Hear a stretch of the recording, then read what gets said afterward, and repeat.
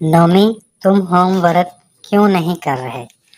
कब से कार्टून देख रहे हो? नोमी, मामा बस थोड़ी देर और।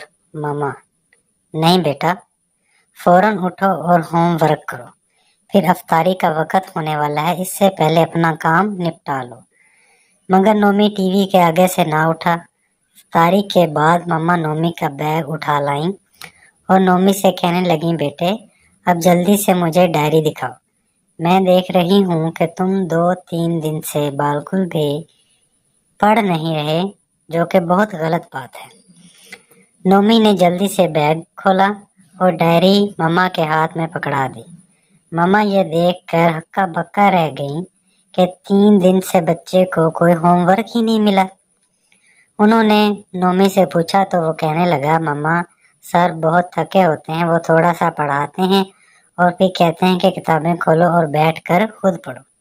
मम्मा, वो अच्छा, और तुम लोग किताबें खोल कर आगे रखते हो और सारा वक्त बातें करते रहते हो, ऐसा ही है ना? नोमी ने सियानी हंसते और मुंह नीचे करते हुए कहा, मम्मा जी, सर का रोजा होता है, ऊपर से इतनी गर्मी भी। वो कहते हैं इन्हें सर दर्द हो रहा है, तो आप ही बताइए कि फिर वो हमें कैसे पढ़ाएं? ओह अच्छा, चलें ठीक है, आप अपनी किताबें निकालें, मैं आपको पढ़ाती हूँ। मामा ने नोमी को सारी किताबों का थोड़ा थोड़ा सबक याद करवा दिया।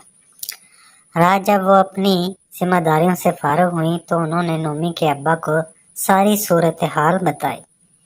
तो वो भी परेशान हुए कि रोज़ा रखकर ऐसे कैसे किया जा सकता है, बच्चों के इम्तहानात भी सर पर हैं। बहरहाल उन्होंने नोमी की मम्मा को तसल्ली देते हुए कहा कि वह परेशान ना हो, मैं सुबह ही इसका हल करता हूँ। अगले दिन माह रमज़ान का अकीदतों वाला जुमा था। सब लोग नमाज जुमा के लिए मस्जिद में जमा थे। इमाम साहब खुतबे के लिए खड़े हुए तो कहने लगे, सुनो मेरे दोस्तों, मेरे भाइयों, रोज़ा सारा दिन भूख प्यास काटने का नाम नहीं है। रोज़ा एक बहुत बड़ी जिम्मेदारी है और जिस पर रोज़ा फर्ज है वही रखे। जो बीमार है, कमज़ोर है, वो दीन में मौजूद सहूलत से फ़ायदा उठाए। और रोज़े का मतलब ये भी नहीं कि हम रोज़ा तो रखें, मगर जिन कामों की जिम्मेदारी हमने ली है उसके बदले हम उजरत भी लेते हैं। मगर हम रोज़ा रखे वो जिम्मेदारियां अदा ना करें और उजरत लेते रहें तो ये ख़यानत है। ख़यानत से हमारे नबी पाक सल्लल्लाहु अलैहि वसल्लम ने मना फरमाया है और ये हमारे रोज़े को भी दागदार करती है। नोमी भी अपने बाबा के साथ नमाजियों की पहली सफ में बैठा था। इमाम साहब ने इसकी तरफ देखते हुए कहा, अगर आप तालिब इल्म हैं और किताब आगे रखकर अपने मोबाइल पर गेम खेलते हैं या महज वक्त गुजारते हैं, दयानतदारी से पढ़ते नहीं, तो ये धोखा है जो आप अपने आप को और अपने वालिदैन को भी देते हैं। ये बददयानती है और रोज़ा धोखा और बददयानती जैसे अमाल से ख़राब हो जाता है। अल्लाह पाक हमारे ऐसे रोज़े से खुश नहीं होता, बल्कि हमें ऐसी आदत से रोकने के लिए ही रोज़ा फ़र्ज किया गया था। सुनो दोस्तों, रोज़ा ज़रूर रखो, सहरी व अफ्तारी अच्छी करो, मगर सादा ग़िज़ा खाओ और जो आपकी जिम्मेदारियां हैं इन्हें बखूबी निभाओ। और अगर नहीं निभा सकते तो बाकायदा तरीके से बताकर छुट्टी लो, मगर रोज़े की आड़ लेकर किसी दूसरे का नुकसान मत करो।